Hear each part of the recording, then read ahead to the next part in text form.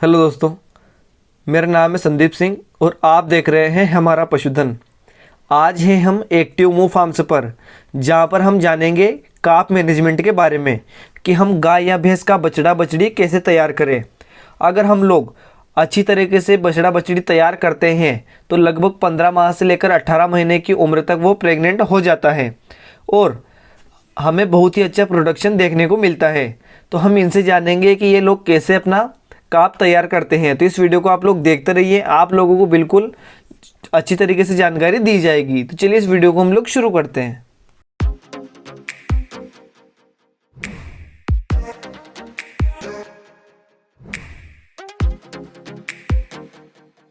30 minute में पहले body weight के हिसाब से 6% पिलाइए, अगला 6% 6 घंटे पे, अगला 6% 12 घंटे पे और आखिरी 6% 18 घंटे पे।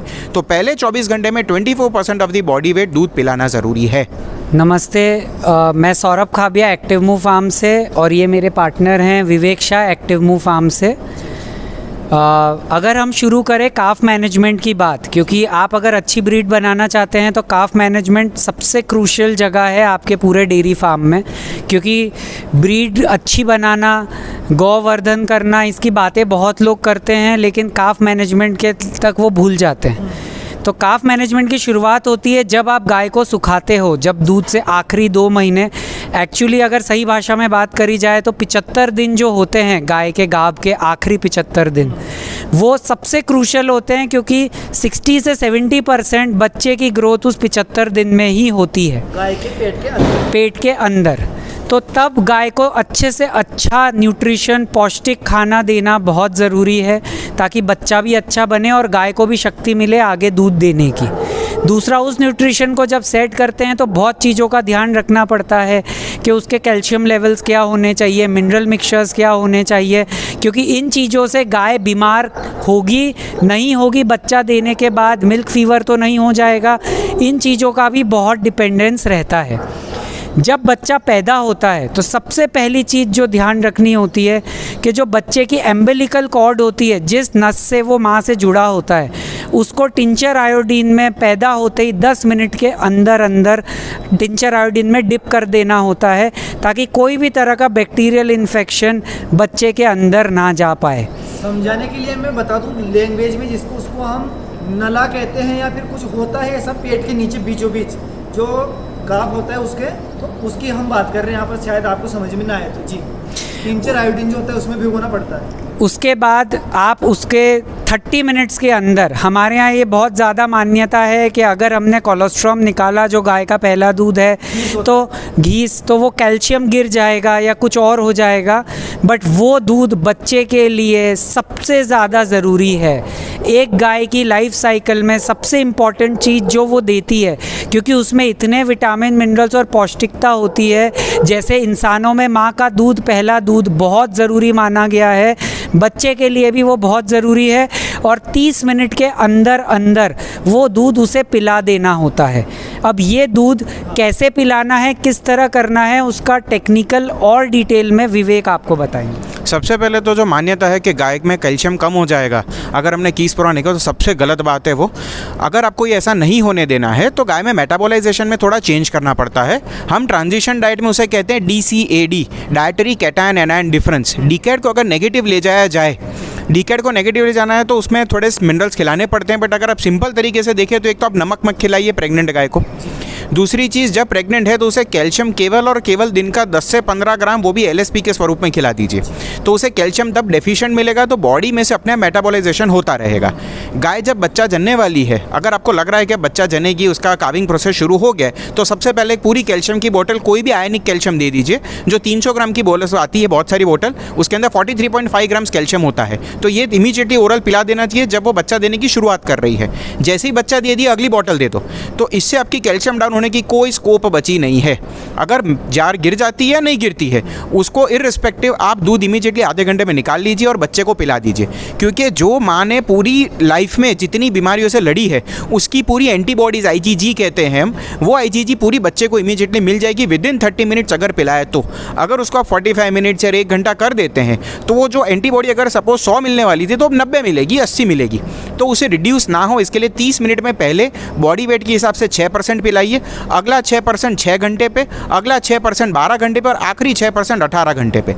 तो पहले 24 घंटे में 24% ऑफ द बॉडी वेट दूध पिलाना ज़रूरी है। ये बॉडी वेट काफ के वज़न की बात हो रही है, ना कि गाय के। जी, तो काफ का जो वजन है लगभग अगर हम माने कि 35 से 40 किलो, मान लो आप 40 किलो अगर वेट है, तो उसको कितना दूध पिलाना है 24 घंटे में? 24 घंटे में उसका 24%।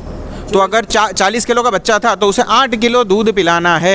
जी, एक उससे दिन में। कुछ नहीं होगा, डायरिया नहीं होगा, कुछ भी नहीं होगा, ना गाय को ना काफ को, बल्कि कुछ जो नहीं होगा। वो बेनिफिट ही होगा। 100%। जी, तो ये हो गई हमारे काफ की जो बर्थ होती है उसकी बात।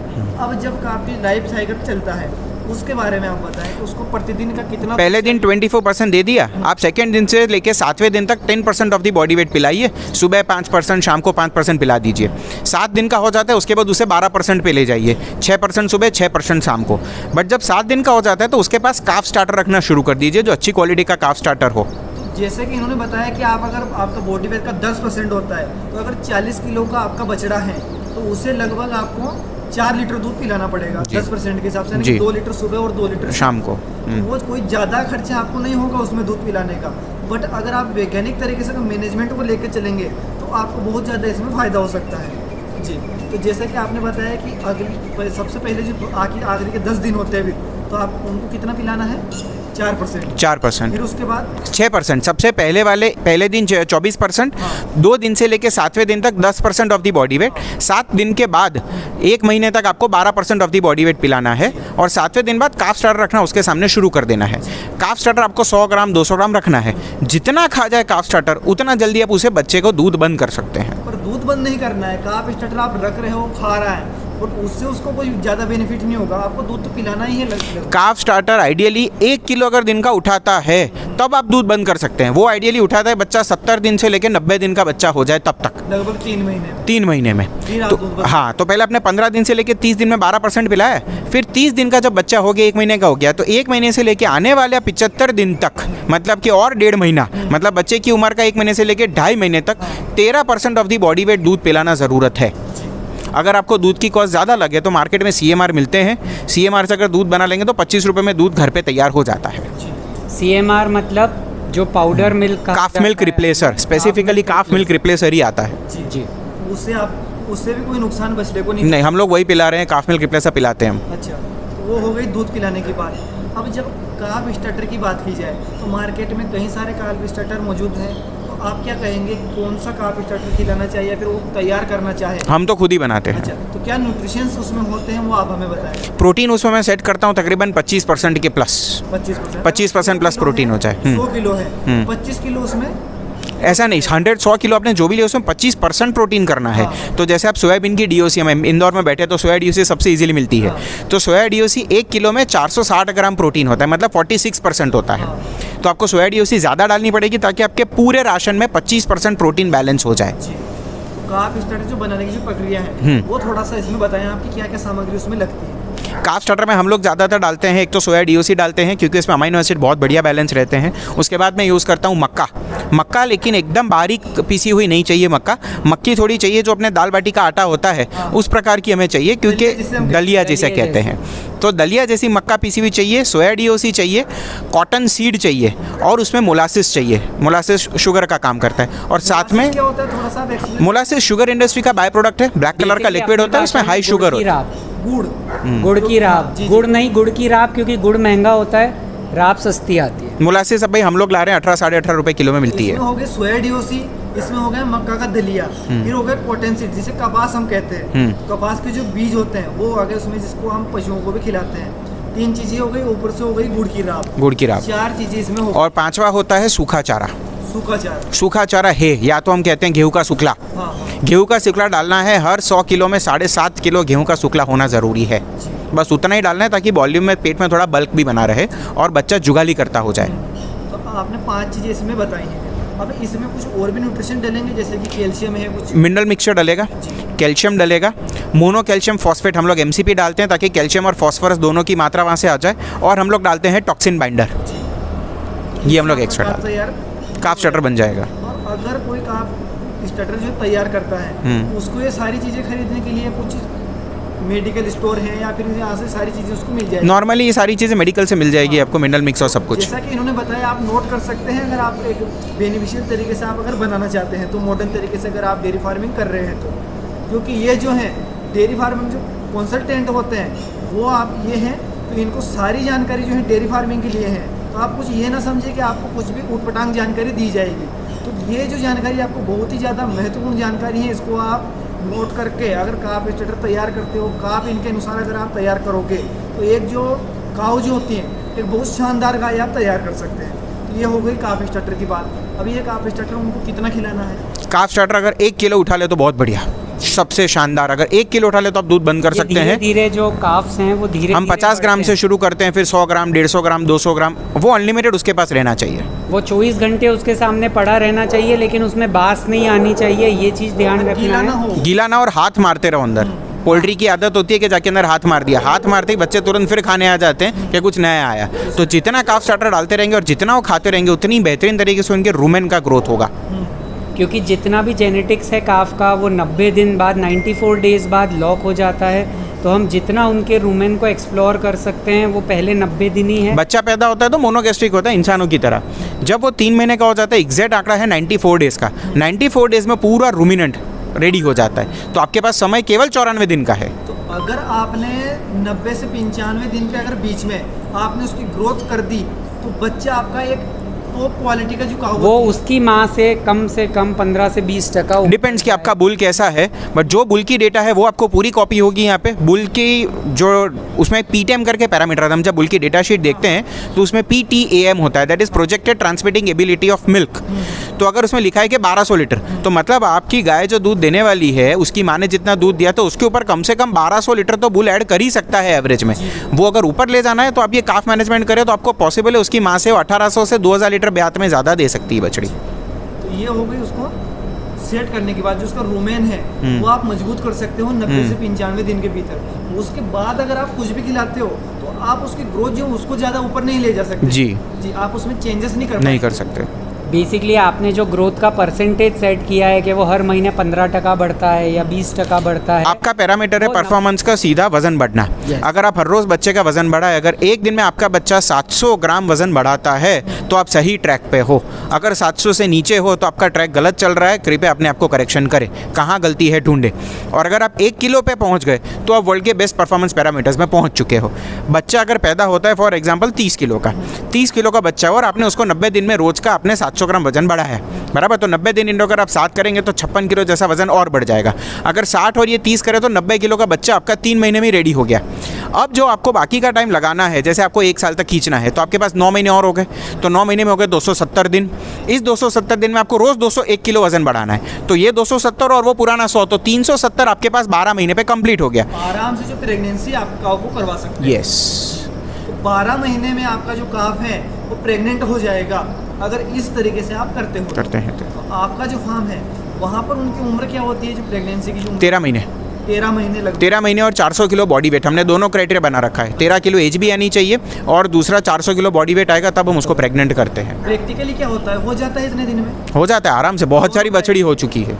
हाँ, सब चीज़ भैया मैनेजमेंट पे है। आप जितना डिसिप्लिन स्ट्रॉन्ग रखोगे उतना सटीक बैठेगा। अभी ऐसा है कि 12 महीने में आ रहे वजन, हम लोग थोड़ा स्पीड बढ़ा दिया तो हम स्पीड कम कर रहे हैं।